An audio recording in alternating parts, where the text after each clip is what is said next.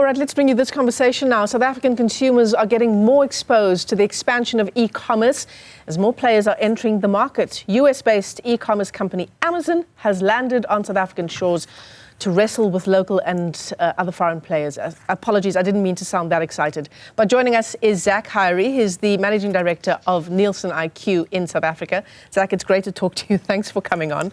Amazon has landed. They're here. It's happening finally. But what does this mean for the likes of Takealot, Temu, and all of the rest of them? Yeah, I guess it's a question on a lot of people's minds today. I don't think you're the only one who's excited though, Michelle. I'm really excited. I think I was probably an Amazon junkie when I used to live in the UK. So I think it's a really exciting day for e-commerce and business more broadly in South Africa.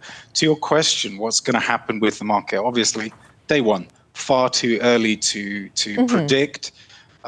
Takealot, of course, must be quite concerned, but you know, when you look at other markets where Amazon have entered and we've got a strong incumbent, actually Amazon hasn't necessarily gone on to dominate that market. So I was looking at the case study of Singapore recently, and you've got a couple of local incumbents there, and they still have something like a combined, value in terms of the products that they're selling of 7 times what Amazon has, even after they've entered that market. So how will it play out in South Africa? Hard to say.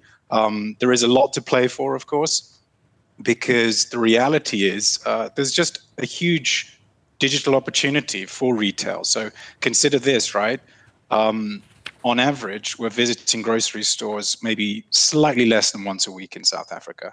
We're spending 6 hours of our daily life on screens. So there's a huge opportunity for brick and mortar and retail more broadly to catch up with that really high levels of digital behavior that we're already seeing amongst consumers. It's a really exciting time. Shein, of course, is a completely new kind of dynamic that we've seen in South Africa. This is a Chinese operator who's literally reaching out all the way from China to give us this huge array of products, this massive range, and also fantastic prices, even landed in South Africa. So the competition is getting really, really fierce. Oh, so that's how you pronounce it. It's Shein. I think all of us have been saying a version of that. But Zak, you've written yourself that what this means is that the landscape is ripe for innovation and for competition. In my mind, notwithstanding the shrinking customer wallets, but this seems like it will be good for the consumer. Always more choice is good for the consumer because it's going to drive down prices. It also might come with genuine value innovation. You know, we're very price sensitive in South Africa at the moment. Real wages have been down for several years. We're forecasting that to continue into the future. So more choice is a benefit to consumers. Sometimes it can actually make it a little bit difficult to actually choose which one to go with. But you know, with these e-commerce businesses, because of the sort of virtuous circle of spending your money with them, with their loyalty programs, and of course Amazon has Prime, even though they've not led with Prime in their e-commerce launch in South Africa, there are these benefits to being a loyal consumer of these e-commerce businesses. So I think ultimately, a good thing for consumers. More choices, of course, useful to everybody. And hopefully it will drive down prices for consumers because it's been extremely tough these last few years in South Africa. Yeah, absolutely.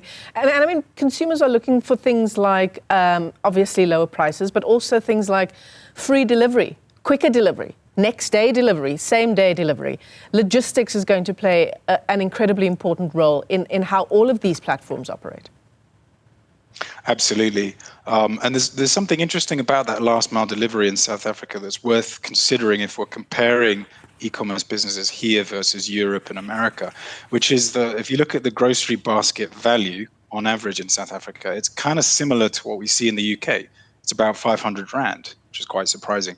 But then if you look at the minimum wage, right, the wages of the people who are actually, providing these products to your door, it's less than half minimum wage here versus the UK. Wow. So the economics of that last mile delivery can actually work out phenomenally well.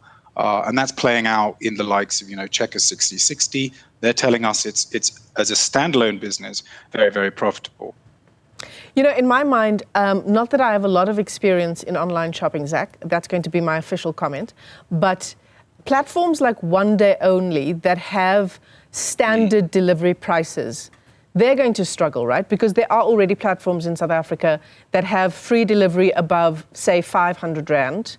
And Amazon, I believe, has free delivery on your first order, and then also free delivery on your following orders above 500 Rand.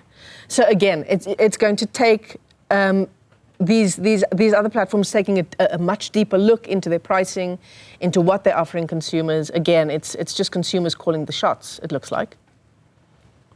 Yeah, to a large extent, you know, with e-commerce businesses, there was always that delayed gratification barrier, and of course the barrier of the cost of the delivery to your door. Now with you were talking about earlier, this same day or next day delivery, it kind of removes that barrier of delayed gratification. You can order, you can get it the next day. So actually online starts to become almost an impulse channel, which we've not really seen, you know, in historic terms. Yeah. But I think what we can also see is that when companies do offer that same day or next day delivery, they're typically reporting quite dramatic boosts in sales. So it's clear that, you know, offering that, you know, or removing, I should say, that delayed gratification is a boost to sales. That price of that last mile delivery is a barrier. It looks like Amazon had deeply considered that in their offer. I'm very interested to see what happens though with Amazon Prime and how they fold that into their business, because at the moment they look a bit decoupled. Yeah. Yeah, it'd be interesting to see. As you say, it is day one, so difficult to gauge exactly how everything's going. But Zak Haeri, let me thank you for your time this afternoon. He is the Managing Director at Nielsen IQ South Africa, giving us a sense of how the e-commerce landscape is changing.